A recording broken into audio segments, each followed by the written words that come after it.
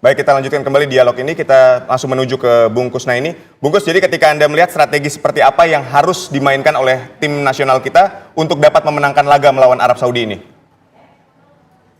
Iya, jadi ketimbang kita bicara soal posisi Sintayong ya, yang serba tidak pasti, saya pikir lebih konstruktif kalau kita bicara bagaimana caranya Indonesia menang.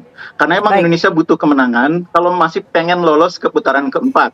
Sekarang lolos langsung ke Piala Dunia rasanya sudah mendekati mustahil. Tapi lolos ke putaran keempat kan sebetulnya masih terbuka kemungkinannya. Kalau kita bisa meraih 3 kemenangan, dan itu dimulai dengan kemenangan lawan Arab Saudi. Kalaupun kita misalnya tidak bisa menang, toh masih ada 4 pertandingan lagi. Jadi dalam sepak bola masih banyak hal yang bisa terjadi, tapi memang paling penting kita harus memulainya dengan kemenangan. Tidak ada tim yang lolos ke Piala Dunia kalau di kualifikasi nggak bisa menang gitu ya. Nah, untuk mengalahkan Arab Saudi juga bukan soal kita harus main menyerang atau harus main bertahan, bukan semata soal itu. Ada soal yang namanya game plan, susunan pemainnya seperti apa, formasinya seperti apa, cara mainnya bagaimana, apakah main middle block, apakah kita menunggu, apa kita melakukan high pressing. Nah, itu saya pikir hal-hal yang mungkin perlu atau layak untuk kita diskusikan hari ini. Dan menurut saya, kita memang menghadapi lawan yang cukup kuat ya, sangat kuat. Bahkan Arab Saudi ini kan tim yang pernah 6 kali main di Piala Dunia. Dan mereka tahun ini dari 16 pertandingan selama tahun 2024, itu juga hanya 2 kali kalah.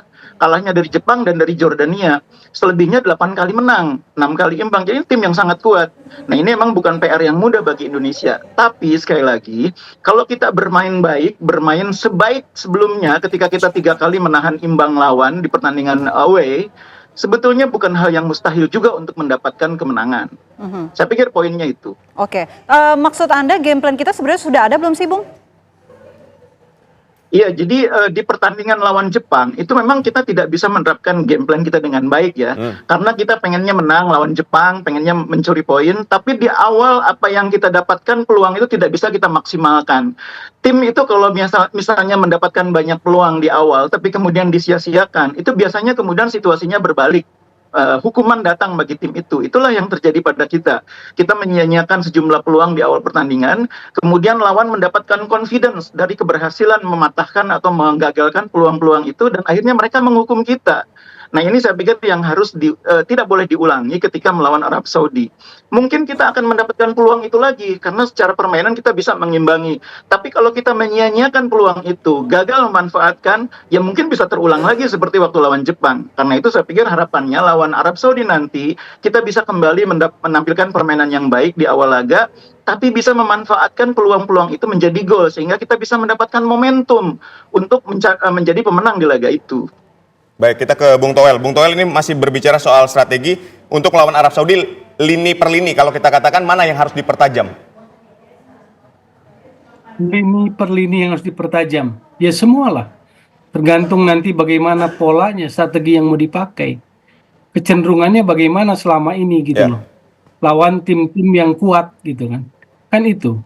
Makanya kan catatan kritis saya adalah pola yang monoton. Terutama saat menghadapi lawan-lawan yang memang papan atas Asia.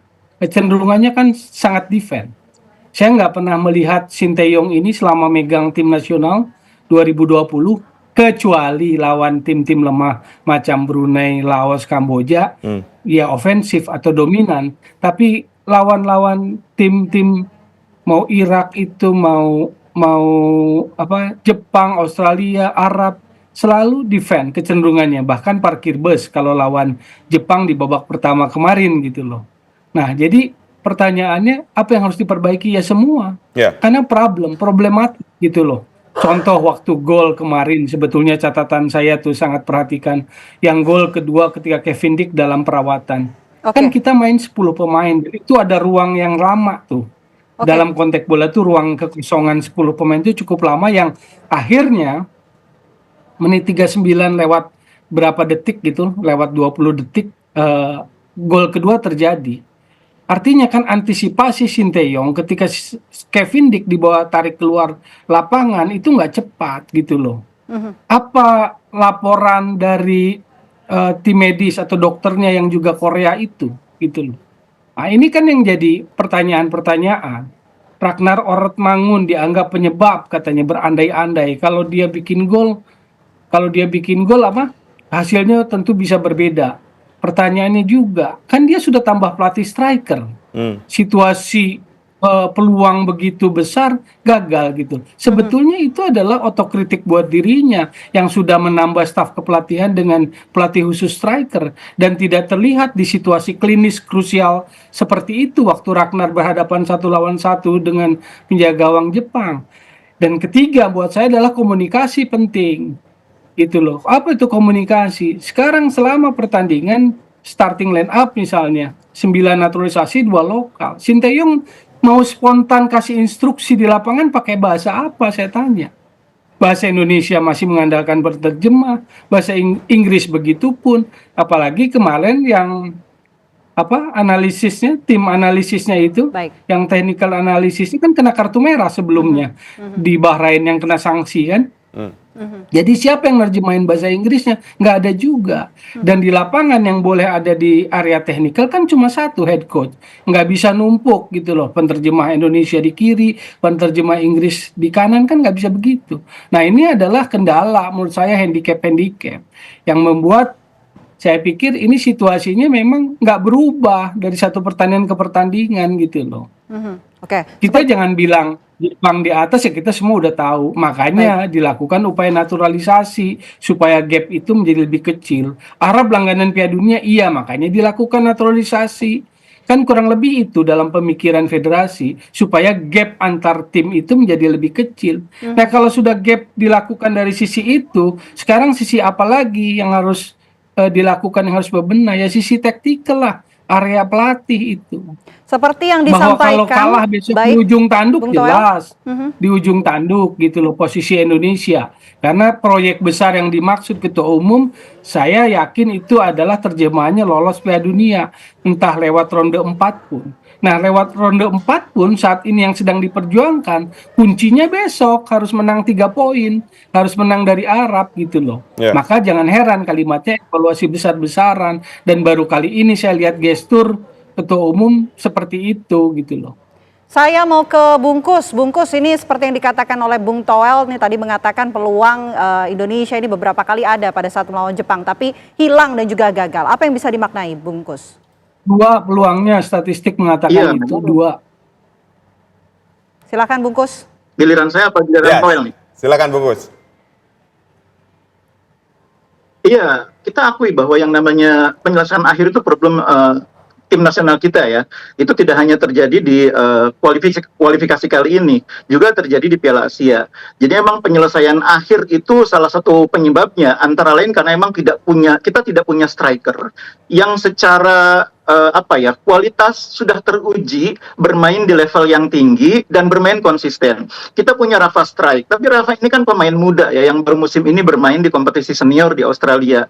Selebihnya adalah pemain yang bukan posisinya striker. Saya tidak mengatakan kalau misalnya hari ini datang striker lalu masalahnya terselesaikan. Enggak. Karena sepak bola itu permainan kolektif. Datang satu striker belum tentu menyelesaikan masalah produksi gol. Kan pemain itu yang namanya striker harus beradaptasi, harus memahami pola permainan timnya, harus menjalani latihan bersama, menjalani pertandingan bersama. Jadi memang ini bukan persoalan yang akan selesai dalam 1 hari misalnya kita mendapatkan striker.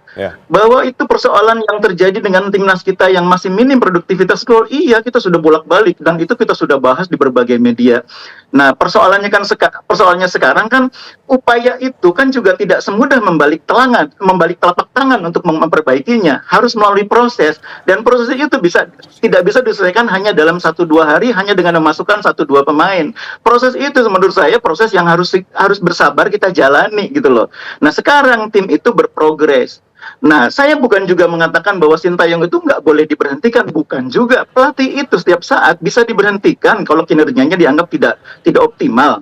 Nah, kan kita harus bersabar melihat yang namanya proses evaluasi itu berjalan. Dan ini kan belum terjadi. Pertandingannya lawan Arab Saudi belum terjadi. Kita tunggu sampai lawan Arab Saudi. Bahkan yang paling realistis itu sebetulnya pelatih ditargetkan lolos Piala Dunia. Nah, kalau lolos Piala Dunia sebelum kualifikasi berakhir sudah dibuat judgement, ya itu sebetulnya terlalu dini.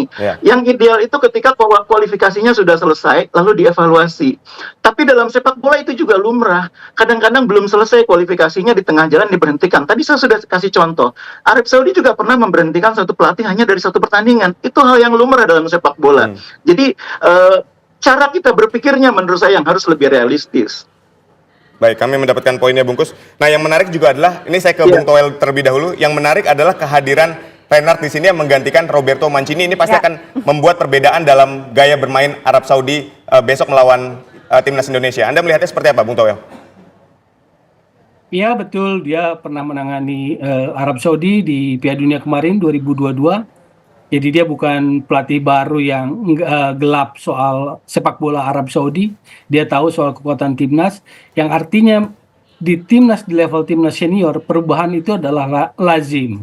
Artinya memutus tren negatif. Ya. Jadi tren negatif Mancini diputus, berusaha diputus di awal supaya tidak kebablasan, supaya peluang itu tetap terpelihara. Datanglah Renat yang sudah teruji dan debutnya kan draw, imbang dengan Australia, itu kan memberikan harapan. Jadi itulah maksudnya kalau di level senior gitu loh, soal pergantian. Nah, jadi ini jadi nggak akan gampang juga besok buat timnas Indonesia. Kalau seperti matematika, oh kemarin di kandang Arab kita draw 1-1, sekarang di kandang. Nah, kalau sepak bola sesederhana itu, ya menurut saya sih nggak ada menariknya gitu loh. Jadi sepak bola bukan matematika. Nah, situasinya kalau kemudian TV One kasih judul Sinteyong di ujung tanduk atau timnas juga dalam posisi yang kritis, iya. Karena nggak jadi apa ya, faktor draw 1-1 waktu Arabnya Mancini sekarang Renat kan sudah berpengaruh tuh faktornya.